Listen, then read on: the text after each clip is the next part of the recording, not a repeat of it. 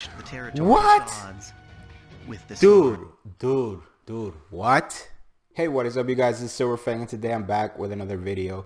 So today I'm going to be reacting to the lore of Muramasa, and this is a character that I've always been interested in, but for some reason I've never researched him.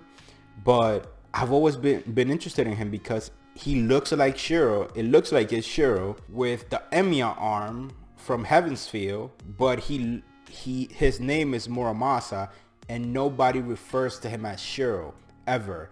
So I'm wondering, where's this guy from? Because it's not the Shiro from Heaven's Feel, because the Shiro from Heaven's Feel, at the end, he lost the Emiya arm. So is this a Shiro from another Heaven's Feel kind of timeline? And in that timeline, he never died and he never lost the arm? And why is his name Muramasa? Is it because of the sword he uses?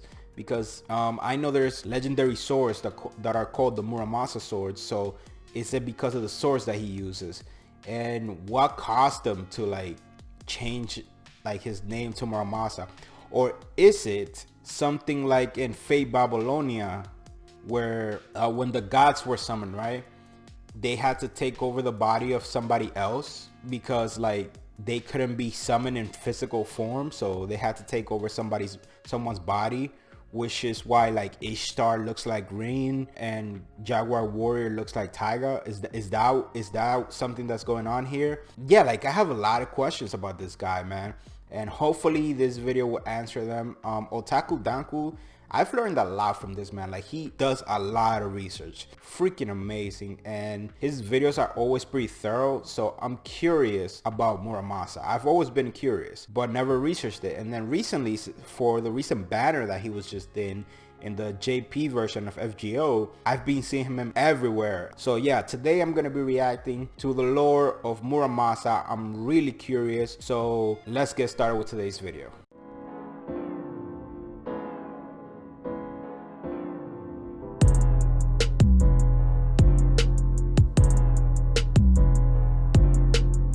Alright guys, so before we get started, please let me remind you, subscribe to the channel, hit the like button. It'll really help me out a lot, and it will help me with the YouTube algorithm.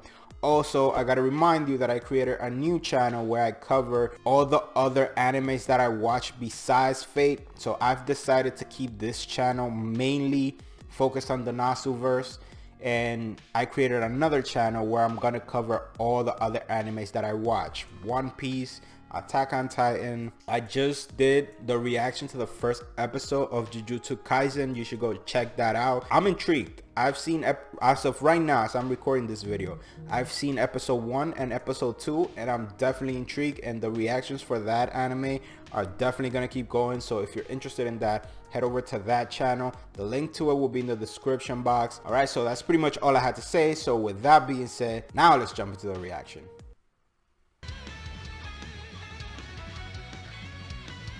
Yeah, that intro is fire.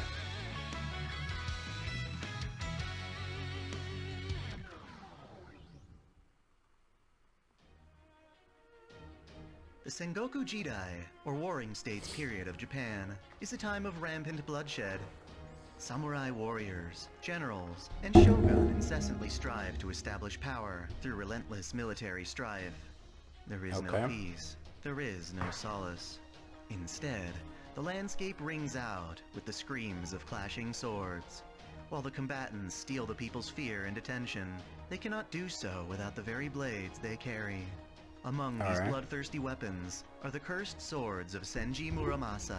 Okay, so it is about the swords. In Japanese history. So it is about the swords, okay. Born in the 15th century, Muramasa hones his craft as a student of Heianjo Nagayoshi, a swordsmith from Kyoto specializing in spears and engravings. He goes on to establish his own Muramasa school of swordsmithing in Ise province, producing blades dated to be as early as 1501. Okay. While Muramasa blades are acclaimed for their superb sharpness, they are feared as having inherited Muramasa's ill and maddened mind. The blades are seen as living beings that thirst for blood, unable. Okay, so that's interesting. That's interesting. So I'm gonna try to predict what's going on here just based on what he said. So is he basically trying to say that the body of Shiro was taken over by a Muramasa sword when, I'm assuming somewhere in his journey he came across a sword, used the sword, and then got possessed by the sword. I'm not sure if I'm right, but I'm predicting that that's where he's going. To be returned to their sheaths unfulfilled. Swordsmen are driven to murder or claim their own lives in this endeavor. In many cases, Muramasa's blades are forged with demonic attributes in an attempt to create an ultimate blade capable of slicing not only organic matter, but also spiritual and conceptual targets with ease. Damn. Senji Muramasa's swords feature unusual characteristics in their craftsmanship. They are said to have Muramasa Ba, or Muramasa-like edges. During the hardening process, a visual effect is created on the blade, a pattern referred to as hamon. The pattern is the Hamon. division between a katana's hardened section and its cutting edge. Muramasa's hamon are considered gunome midare, with random wave shapes and narrow valleys. His swords are also known for their nakago, a portion of the blade concealed by its handle. Muramasa's nakago appear to be shaped like fish bellies. While little is known about Senji Muramasa himself, it is safe to say that his swords represent his legacy beyond sheer mortality. Before his blades develop their wicked reputation, they are coveted on the battlefield for over 60 years, while the Sengoku period comes to an end, with Tokugawa Ieyasu ushering in the Edo. The Tokugawa samurai, the Mikawa, favor Muramasa blades for their pristine. Not gonna lie, Muramasa has some of the best fan arts that I've seen from Fate. So I'm a big fan of this guy just because of his actual design. Just letting you guys know. That is, until they leave a trail of misfortune in their wake. Ieyasu's grandfather, Matsudaira Kiyoyasu, is accidentally killed by his vassal with a Muramasa. Iwamatsu Hachiya loses his mind in a bout of drinking and stabs Ieyasu's father with another. Ieyasu's first son, Matsudaira Nobuyasu, is forced to commit seppuku and is beheaded by yet another Muramasa. Oh my While god. Ieyasu admires So and basically, owns two of the blades, these swords passing them have down the Tokugawa line as family heirlooms. the fame Future as like they're generations of the cursed or shogunate something. come to think of them as sinister. For this very reason, Muramasa's swords become a symbol of rebellion for anti-Tokugawa factions.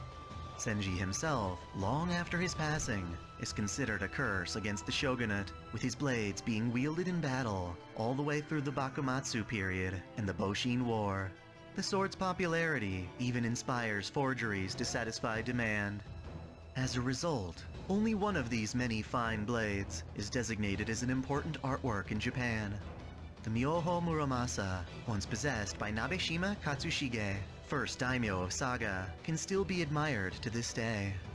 That said, Senji Muramasa has crafted a more powerful and mysterious katana, such as the Muramasa Kishidae, bloodthirst legend in the sword's soul, famously wielded by Yukimura Sanada. This blade transcends the realm of demons, instead being imbued by a minor god that attempts to control its wielder. This is all pretty interesting, it is, but we still haven't gotten to the actual character, like the guy that's called Muramasa, like the servant that's called Muramasa. We still haven't gotten to him. But now that last bit, I think he mentioned something that along the lines of like that blade has like is famous for possessing its wielder. So I'm assuming that's where we're going now. From birth to death, it appears that Senji Muramasa is a man who dedicates his entire being to creating a sword that can purge hate, cleaving through karma and destiny. While nothing he's done in life is particularly heroic, his talents prove to be useful in preserving the human order. In the modern era, humanity struggles to preserve the human order by resolving anomalies across history. Such an anomaly occurs in a distorted version of Japan's Shimosa province. Amakusa Shiro Tokisada, a Japanese Christian tormented by having his fellow believers exterminated by the Tokugawa in the Battle of Shimabara, maniacally seeks to bring hell down upon the land. He gathers the many sacrifices. So is this like Shiro Amakusa, like the actual Shiro Amakusa? Like before, because the one we saw in Apocrypha was the servant, but I'm assuming this is the Amakusa like in life when he was actually pissed that all his people got killed. So while it's the same guy, I'm assuming like with the same design, his attitude should be completely different from the one in Apocrypha. And heroic spirits alike in preparation for summoning Onreido Castle as a channel through which to conjure satanic hell. The planet's will to protect humanity, the counterforce, summons Senji Muramasa so that he may prevent the oncoming disaster. While presumably noble, this summoning is rather peculiar. Because Muramasa doesn't consider himself a hero, his saint graph is instead merged with a human body to manifest as a pseudo-servant. The mortal dragged in to serve as his vessel happens to be a young man named Shiro Emiya. There you go. In life, there you Shiro go. Emiya So I was right. Pseudo-servant. I was right.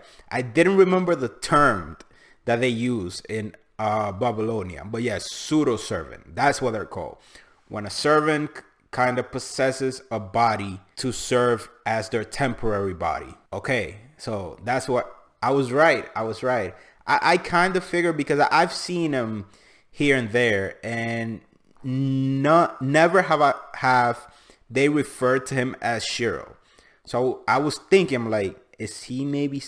And he doesn't act like Shiro either, so that's why I was thinking like, is he possessed? And I thought of that when I was watching a clip from Babylonia recently, and they mentioned that yeah, Ishtar is a pseudo servant, and I was like, yeah, then this guy has to be a pseudo servant as well. Well, I wasn't sure, but I was like, Muramasa, like the swords, but I didn't know that he was actually summoned into the body of Shiro. What I thought was that the sword, like the actual sword, possessed Shiro. That's what I thought.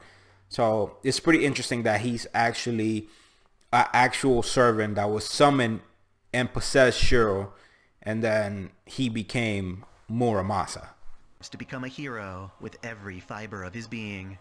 An orphan from a horrific fire in Fuyuki, Japan, Shiro follows in the footsteps of his mentor, Kiritsugu, in order to save lives across the world. His origin is sword, granting him a unique ability to trace into existence the swords contained in his mind. He confronts himself, steels his body and mind to endure the cruel implications of his heroic ideals, and pledges himself to the planet to gather greater strength. Shiro accomplishes this, naturally, with swords created from his conceptual workshop, a reality marble known as Unlimited Blade Works. Yet, with his own hands and his own swords, Shiro walks a path of unending bloodshed, tasked with... Wait, so hold up. So is this the Shiro, like, after he made the pact with Elia? So this Shiro already has the power of, the power of a servant already, and then he was possessed by Muramasa, which is a soul creator, and Shiro's affinity, soul affinity, is actually swords. And he's possessed by a dude that spent his life making swords. Oh, that's a dope combination, dude. That's a dope combination. I never thought of that. That's a freaking dope ass combination. Now that I'm thinking about it. Ooh. I don't know if I'm right, but from what I'm listening to, like, this Shiro has already made the pact with Elia. And afterwards, he was possessed by Muramasa, which is freaking interesting.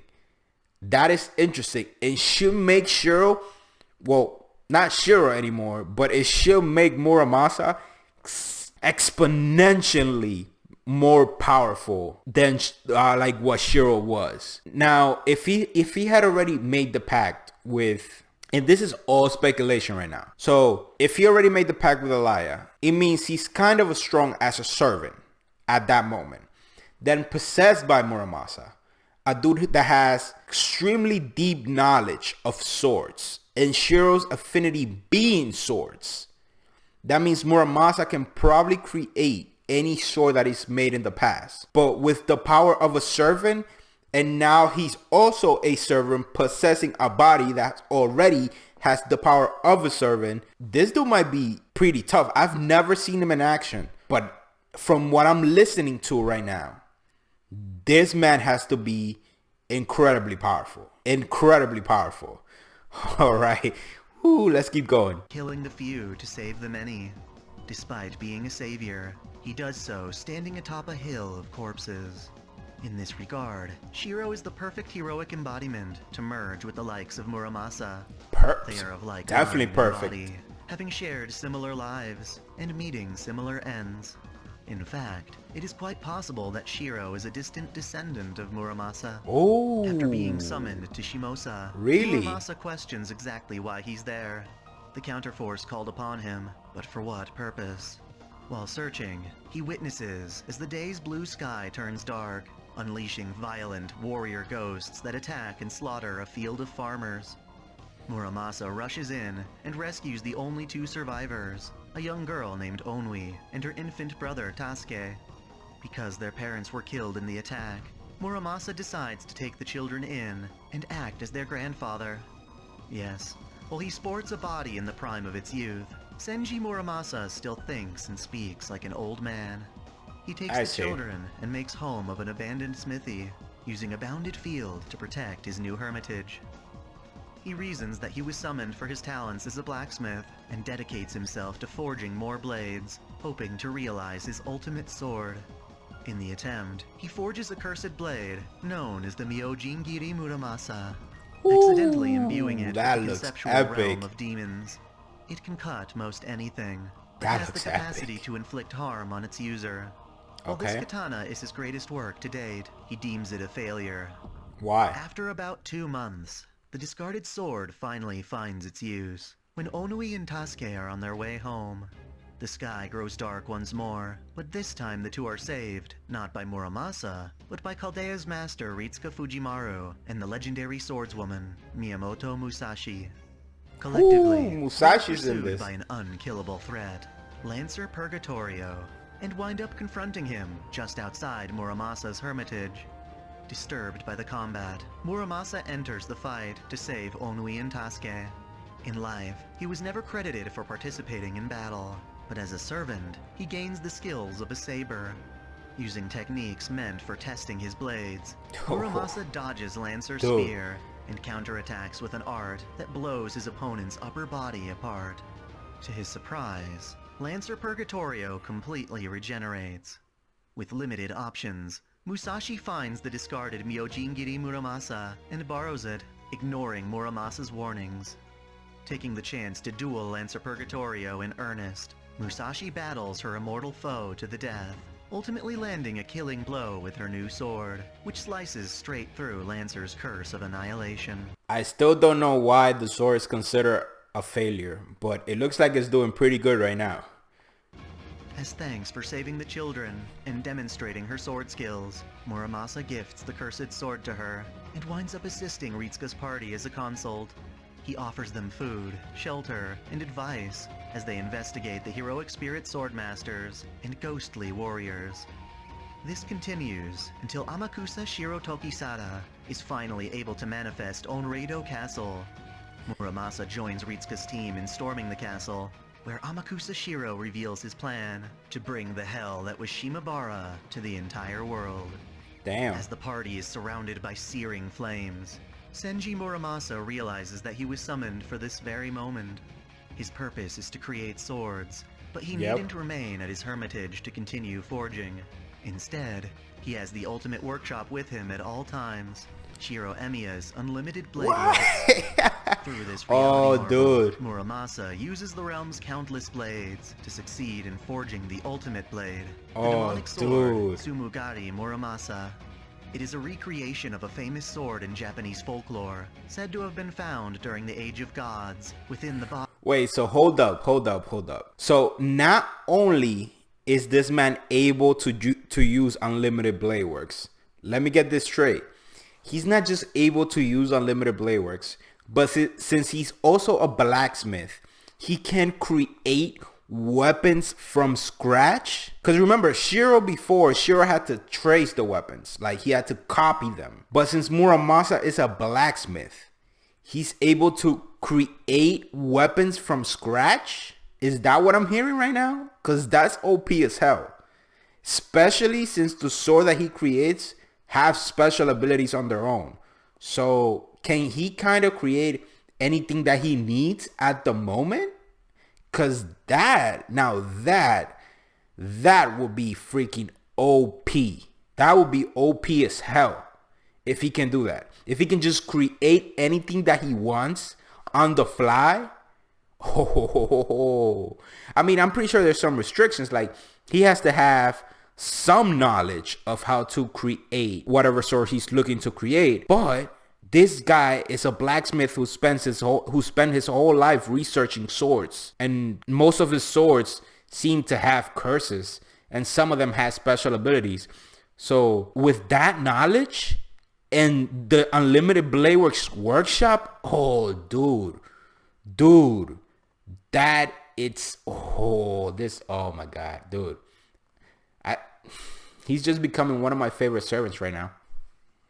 Yamata no Orochi. Sure enough, it can cut through bonds, fate, causality, destiny, and karma itself. Oh my, what? His skills have reached the territory What? of gods. With this Dude, what? Yo, this dude is that powerful. This dude is that freaking powerful. He just said, like, this dude reached the territory of the gods right now. Oh, I wasn't expecting this. I mean, I was pretty sure that he was going to be strong, but I was not expecting this. Oh, ooh, dude. Oh, dude, come on, man. Really? Yo, this dude is, I'm enjoying this. I'm enjoying this right now. He bisects the hell of Shimabara and Onreido Castle in a single slash, destroying Amakusa Shiro's ambitions. That said, there is a cost in using such a divine blade. Muramasa is no god, and using a god's sword causes him to perish. Even so, he is okay, so there's the satisfied with his drawback. creation, and glad to know that his sacrifice will pave the way for Ritsuka and Musashi to finish off Amakusa Shiro and bring peace for Onui and Tasuke. Indeed, with the help of the counterforce and Caldea's efforts, Muramasa's lifelong dream is concluded, his loved ones are saved, and the human order is preserved once more. Dude, that was freaking epic. That video was freaking epic. I had no idea that this guy was that freaking powerful. Just the ability to create anything that he, like, any type of sword that he needs at the moment. Oh, that is freaking, oh my god. Imagine if this guy had like extra time with Shiro's body and actually managed to use not only use Unlimited Blade Works, but also use the reinforcement magic that Shiro possesses. Imagine a freaking god-slaying sword with reinforcement on top of it, or even maybe he doesn't even need to reinforce the sword because the sword is already powerful enough. But maybe he can just reinforce his own body so that he's able to survive using the sword. Can you imagine? Oh, dude. Yo, this was a good video, not gonna lie. Oh my god, this was awesome, dude. This was awesome. I knew that I was gonna like this servant just because it's Shiro and the design is freaking badass, but I was not expecting this. I was not expecting that this guy was gonna be that powerful. Now, I would love to get, like, this should be animated, honestly, because from what I hear, the Musashi storyline thing, it's literally one of the best. It's not a singularity. I'm not gonna call it a singularity, but it's like one of the best events from FGO. So this should get animated eventually. So I would love to see how they portray Muramasa. I still haven't gotten there in FGO, so I don't know. I haven't done that event yet. But like, as of right now, just from looking at this video, right, this dude sounds epic as hell, and I like him a lot, honestly. Like, I don't know, maybe when I get there and I actually read his dialogue, and if I like the way his character acts and whatever, he might just become one of my favorite characters. He might just become one of my favorite servants. Because right now, just based on design and the lore and the power, oh, this dude sounds amazing, dude. This dude sounds epic. And again, at no point in time did they ever mention him using reinforcement. Now, I'm assuming, because he was able to use unlimited blade works, right? So I'm assuming that if he knew that Shiro could use unlimited blade works, it will make sense that he also should have used the reinforcement. But if he didn't, if he didn't know how to use the reinforcement, or didn't know that Shiro had it, imagine if he actually learned it and actually like reinforced his weapons, his legendary weapons, or even reinforces his own body so that he's able to use those weapons without dying. Oh, that would be freaking epic as hell. And God slaying swords, like a sword that can pretty much cut through anything. That sounds OP as hell. Maybe he's hyping it up way too much in this video. If he is, let me know in the comments below. But just watching this, the guy's freaking epic. The guy is amazing. Muramasa is freaking epic. That's pretty much it. That's pretty much it. I'm amazed, actually. I'm actually mad that I didn't research Muramasa sooner now. Yo, this dude is amazing. This dude is freaking amazing. That's pretty much it, guys. Thank you so much for watching. I really appreciate it. If you enjoyed the video, please hit the like button. Please hit the subscribe button. As I always say, have an awesome day. Catch you guys in the next one. Also, yes, before I forgot, let me remind you again, created another channel that covers all the other animes that I watch. So if you're interested in that, I'm currently reacting to Jujutsu Kaisen, Attack on Titan, and pretty soon I'm going to start reacting to JoJo's Bizarre Adventures. So if you want to see that, head over to that channel. Link to that is in the description box. Now, catch you guys in the next one.